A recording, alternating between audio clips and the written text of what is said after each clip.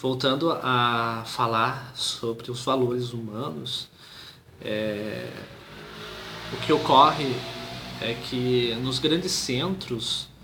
você tem uma variedade de povos e de cultura que faz com que as relações humanas sejam mais aceitáveis e há um desenvolvimento, né, com relação a isso. Agora, quando você cai para as periferias, para os bairros ou para o interior,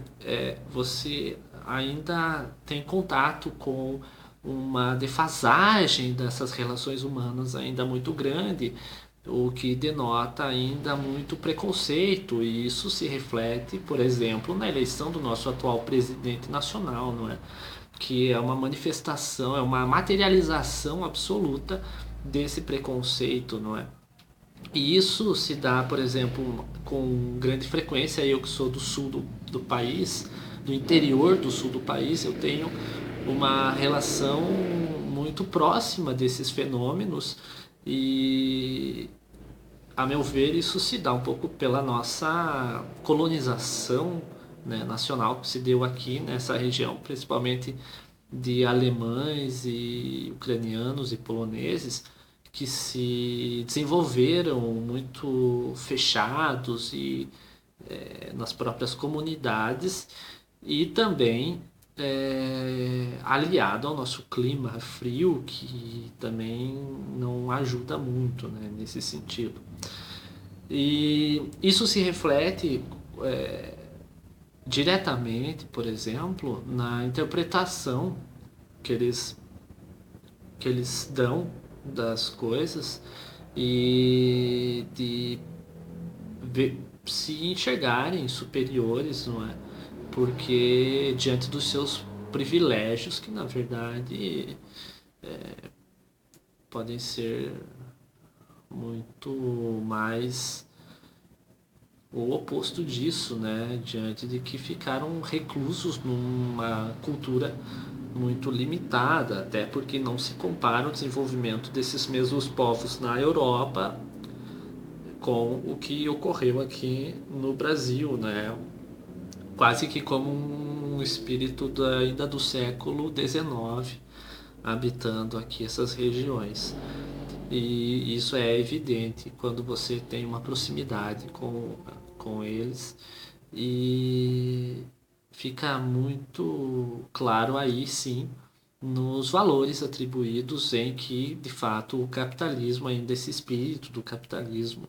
ele emana e é o que faz a roda girar, não é? Porque aí, com a valorização disso, do trabalho, né, supostamente, sobre os valores humanos, que está na obra famosa de Max Weber, e que hoje em dia, analisando isso, faz muito sentido de fato, como isso se dá na imersão intelectual dessas pessoas, em que começam a se achar superiores porque trabalharam 9 horas por dia, perderam toda a sua vida ali, mas adquiriram um carro, a necessidade de ter o último carro do ano e tantos filhos para reproduzir esse mesmo pensamento e assim por diante, né? E muitas vezes, na grande maioria, poucos que venceram a ponto de superarem isso e alcançarem realmente alguma coisa de valor, não é? Porque se os valores, aí falando dos valores imateriais deles, está destinado a essas coisas materiais, sobre a vida humana e sobre a relação ao próximo, em que, apesar deles ainda serem cristãos, você vê que nenhuma proximidade de um espírito de cristianismo de Jesus Cristo está nessas pessoas, e sim o materialismo, não é? Como isso gera e é o que alimenta ainda o preconceito, não é? Justamente por não terem a proximidade das relações com povos diferentes, com pessoas diferentes, culturas diferentes, e ficarem presas nesse ambiente. Para se tornar massa de manobra é muito mais fácil, não é? E eles acham que por terem conquistado esses bens materiais, eles são pessoas melhores e superiores do que os outros, e que os valores a eles por eles atribuídos, desde valores sexuais ou de consumo de bens, de alimentícios, bebida, drogas, etc., roupa, linguajar, tudo isso, ao ver deles, é superior do que o do outro, né? Empatia zero para esse tipo de gente. Você fica mais impressionado ainda quando, apesar de todo esse acesso à informação que nós temos através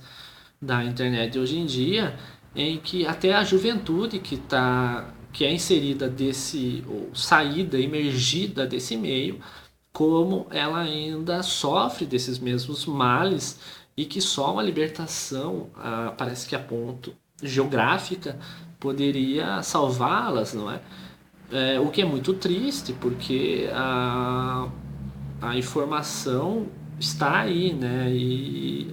fora os espíritos livres que podem, a partir de dentro da sua própria casa, causar uma revolução com a própria atitude deles, os espíritos fracos vão continuar reproduzindo esses mesmos valores distorcidos e destinados a um poder, do que a uma emancipação da igualdade entre a espécie humana, não é?